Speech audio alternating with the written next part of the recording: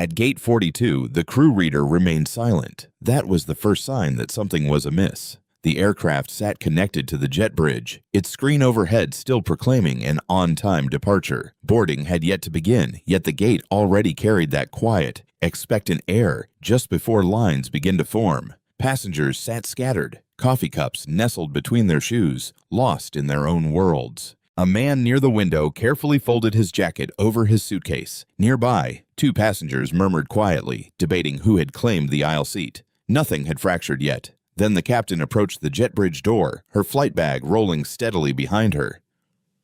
Arr! She wore the navy jacket with 4 stripes on each sleeve, her badge clipped precisely in place. Her hair was drawn back tightly, her steps measured and confident. The badge read Captain Lena Voss. She paused before the crew access reader and raised her badge, but before the scanner could respond, the gate agent shifted sideways, his body forming an unspoken barrier. "Hold up," he said. The captain held her badge aloft for a moment before lowering it partway. The gate agent's gaze traveled over her face, then her hair, then the jacket, lingering on the stripes as if they were mere ornaments. "That door is for flight crew," he stated. "I am flight crew," the captain replied evenly. "I am assigned to this aircraft." Without glancing at the reader or consulting any manifest, he gestured with his pen toward the seating area. "Passengers, wait over there." A few heads turned in their direction. The captain remained rooted in place, her flight bag upright beside her left foot. She reached down once to straighten the handle. "Please scan my badge," she said, "or check the crew manifest." The gate agent leaned back against the podium, his gum shifting once in his cheek. "I know the crew on this route. I was assigned as reserve." He exhaled sharply through his nose. Not quite a laugh, but close enough for nearby ears to catch. "Reserve captains do not simply walk up to my door." She presented her badge flat in her palm. The photo turned toward him. "My employee number is 4922. My assignment should be in the system." Only then did he pivot to the computer, not to confirm her identity, but to angle the screen away from her view as he began typing, his shoulders hunching protectively around the keyboard. The captain could not see what he entered. Neither could I. But I caught the first word before the monitor turned: security. The crew reader still had not uttered a sound. The captain watched his hands. "You are opening a security note before scanning my badge," she observed. He paused. "Ma'am, step back from the restricted door." "My title is on the badge," she reminded him. He offered no reply. Just then, the jet bridge door swung open from within. The lead flight attendant emerged, adjusting his tie with 2 fingers. He addressed the gate agent first. "What is it?" The gate agent nodded toward the captain. "She says she's the captain." The lead flight attendant turned to her, his eyes sweeping over the uniform before settling on her face. He asked for neither badge nor manifest. "This crew is already checked in." "I replaced the original captain," she explained. "Operations assigned me." He glanced at the gate agent. "Keep the door closed." Her fingers tightened briefly around the badge before relaxing. "Please verify the manifest before you close that door." The lead flight attendant held the door with one hand. "Crew uniforms are not access." "No," she countered. "That is why there is a scanner." For the first time, he looked at the reader. It glowed steadily, untouched. He stepped back into the jet bridge. The door shut, the lock engaging with a decisive click. The gate agent returned to the keyboard and completed the note. The captain did not advance or raise her voice. She stood 2 steps from the scanner, badge in hand, flight bag at her side. Behind the podium, the screen updated, "Unknown person at crew door." The reader remained silent. The first officer arrived ahead of the second, emerging from the concourse with one hand resting near his radio, the other relaxed at his side. His name strip read Officer Bennett. Officer Harlan followed more deliberately, his gaze moving from the podium to the captain to the unresponsive crew reader. Before either could pose a question, the gate agent pointed. "She tried to access a restricted area." The captain did not turn toward him.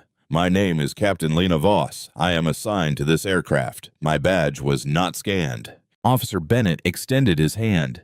"May I see your identification?" She passed him 2 items, the company badge and her federal pilot certificate, holding them flat, neither concealed nor thrust forward aggressively. Officer Harlan leaned in. "The photo matches." The gate agent shook his head.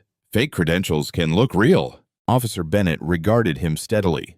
Did the reader deny her badge? The gate agent hesitated. She never got that far. Captain Voss spoke once more, her words clear and measured. The badge did not fail. No one scanned it. The statement landed with quiet precision. Officer Bennett faced the crew reader. The light held steady. No red alert, no denial tone, no record of failed access from the small panel. Open the access log, he directed. The gate agent remained behind the podium. This is not necessary. The lead already confirmed she is not crew. Open the access log, he typed. The printer beneath the podium clicked once and fell silent. He extracted the short strip of paper and held it low, out of sight. Officer Harlan took it from him. The strip recorded only the last crew entry from earlier that day. There was no scan for Captain Voss, no denial, no mismatch, no expired credential. Officer Harlan read it twice before passing it to Bennett. There is no failed scan. The captain kept her hands at her sides. Officer Bennett glanced toward the locked jet bridge door. Call operations. The gate agent's jaw tightened. We are going to delay the flight over this. Officer Bennett lifted his radio. Operations, this is Bennett at Gate 42. I need crew assignment verification for Captain Lena Voss. Static crackled, followed by a voice. Say the name again. Captain Lena Voss. The radio fell quiet long enough for those near the windows to abandon any pretense of disinterest. The voice returned, lower now. Put her on. Officer Bennett handed the radio to Captain Voss. She raised it to her lips. This is Voss. Though none of us nearby could hear the response, the gate agent's expression shifted visibly, his shoulders easing slightly, the gum in his cheek going still. I am at Gate 42, she continued. The jet bridge door is locked. My badge was not scanned. A security note was opened before crew verification. She listened. Yes. She returned the radio. Officer Bennett received the next instruction, his face unchanging. He turned to the gate agent. Unlock the door. The gate agent did not stir. Officer Harlan moved closer to the podium. No. The keyboard clicked beneath the gate agent's fingers. Once. Twice. Then the jet bridge lock released. The door opened inward. The lead flight attendant stood in the opening, one hand on the frame. What is going on? Officer Bennett confronted him directly. Did you check the crew manifest? The lead flight attendant looked to the gate agent, then back. I was told she was not crew. That was not the question.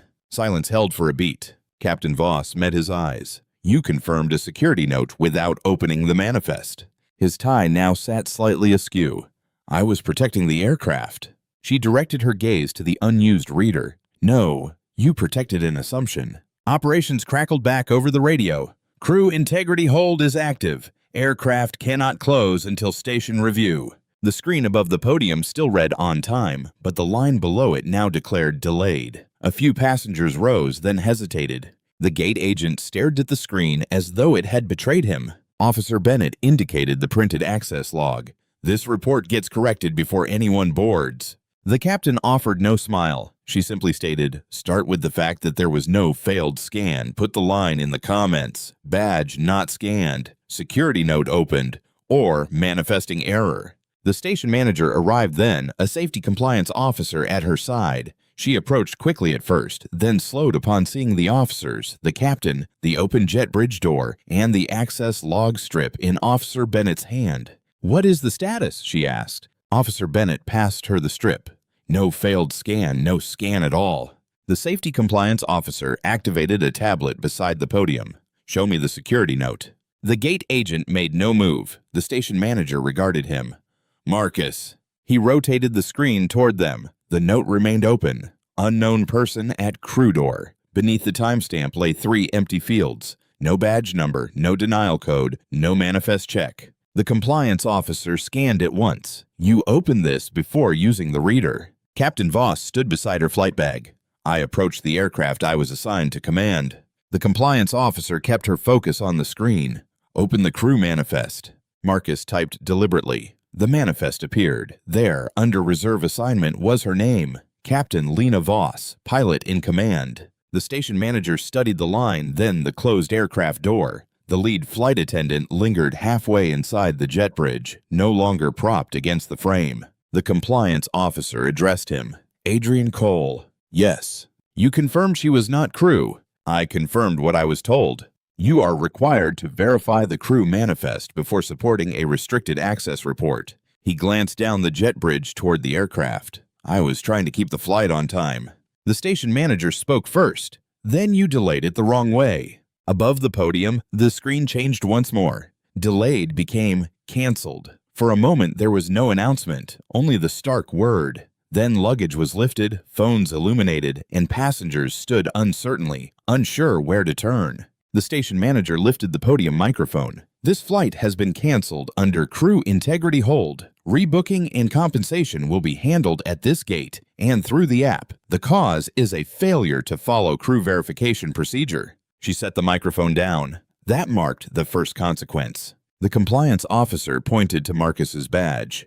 Door override access. Marcus unclipped the card from his belt. Podium access as well. He removed the second card. The compliance officer sealed both cards inside a clear sleeve and inscribed the incident number across the front. That was the second consequence. Officer Bennett brought up the police report on his device. Original entry says, attempted restricted access. He looked to Captain Voss.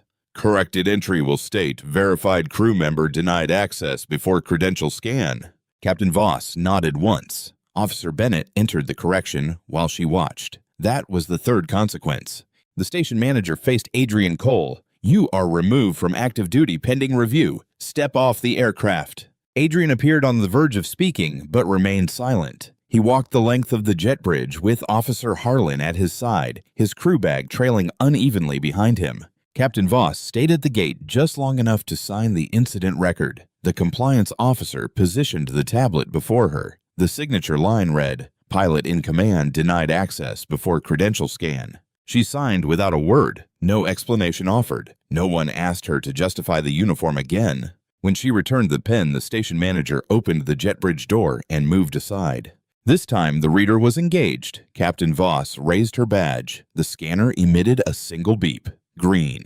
She guided her flight bag through the doorway, not to operate the canceled flight, but to collect the aircraft documents bearing her name. Behind her, the gate area buzzed with activity. Refunds, rebookings, hotel arrangements, voices repeating the same questions in countless variations. At the podium, Marcus Vale stood without his badge. In the jet bridge, Adrian Cole stood without a duty assignment. On Officer Bennett's device, the initial report no longer reflected its original wording. Later, I passed Gate 42 once more. The podium now stood closer to the crew reader.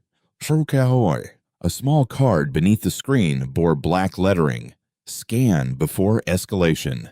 Below it, in finer print, appeared a code, Procedure R42. A different agent waited there. When a captain approached, badge in hand, the agent scanned it first. The reader beeped its approval. Only afterward did he speak.